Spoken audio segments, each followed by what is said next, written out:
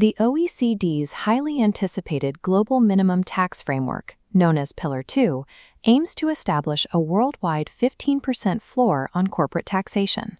Through the EU Minimum Tax Directive, these rules transitioned from theoretical policy to active law in 2024. This implementation has driven a widespread industry assumption. With a unified global minimum tax finally in place, the complex web of legacy anti-avoidance instruments is obsolete. Specifically, stakeholders seeking tax simplification argue that controlled foreign company, or CFC, rules are now redundant and should be eliminated. However, the two frameworks are built on different logic. They target different segments of tax planning, and the overlap in their coverage is only partial. Removing or weakening CFC rules now would create massive new enforcement gaps for tax authorities. In fact, across a majority of analyzed EU states, legacy CFC rules actively impose higher effective tax thresholds on foreign profits than the newly implemented Pillar 2.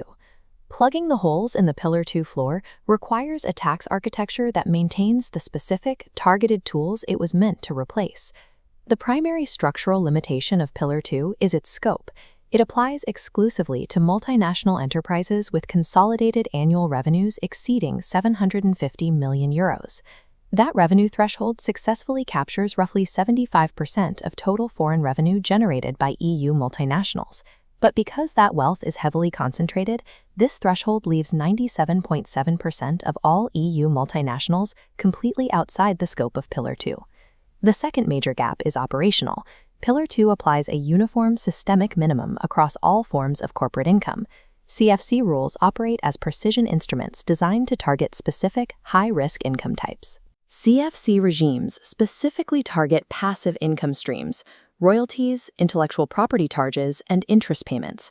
Because they require little physical infrastructure, these specific streams are highly mobile and easily shifted to low or zero tax subsidiaries.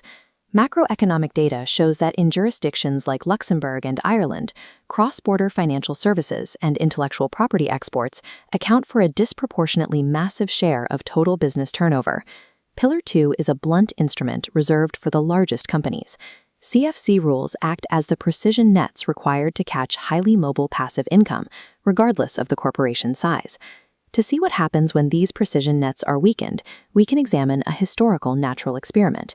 In 2006, the Court of Justice of the European Union delivered the Cadbury-Schweppes judgment. The ruling limited the application of CFC rules strictly to wholly artificial arrangements lacking economic substance, severely neutering their enforcement scope across the EU. Economic tracking of this policy relaxation reveals a direct, measurable surge in pre-tax profits shifting into low-tax jurisdictions immediately following the decision. By contrast, recent administrative data from France shows that robust, modern CFC enforcement yields hundreds of millions of euros in recovered tax base adjustments annually. History and economic data confirm that weakening existing CFC rules actively invites immediate base erosion and capital flight. Beyond its limited scope, the Pillar 2 framework contains a mechanical loophole in the calculation of the effective tax rate.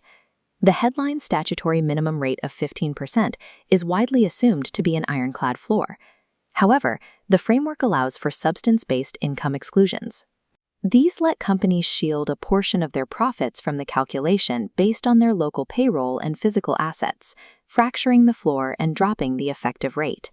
Next are qualified refundable tax credits. The GloBE rules dictate these credits are treated as income rather than a reduction in covered taxes. This accounting treatment artificially inflates the effective tax rate calculation, pushing the actual tax burden even lower. Finally, the U.S. side-by-side agreement allows American multinationals to use worldwide blending to mask low-tax profit pools with higher-taxed income elsewhere. With these combined carve-outs, the effective floor drops and settles down at roughly 10%. These carve-outs heavily incentivize governments to abandon statutory rate cuts and instead redesign their corporate tax systems around base-narrowing tax credits. A 15% statutory global minimum tax does not mathematically guarantee a 15% effective tax rate. It leaves a wide gap for continued tax competition.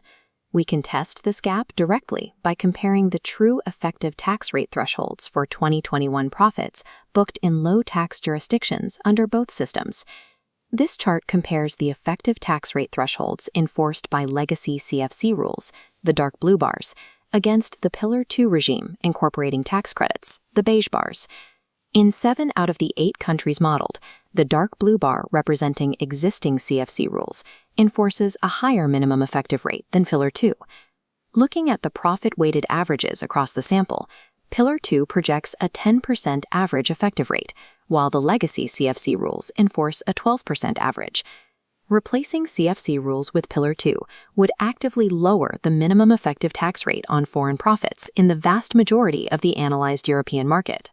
Given the differences in scope and effective rates, the global minimum tax functions alongside CFC rules, providing 2 layers of defense against profit shifting. Stakeholders do have a legitimate critique of CFC rules.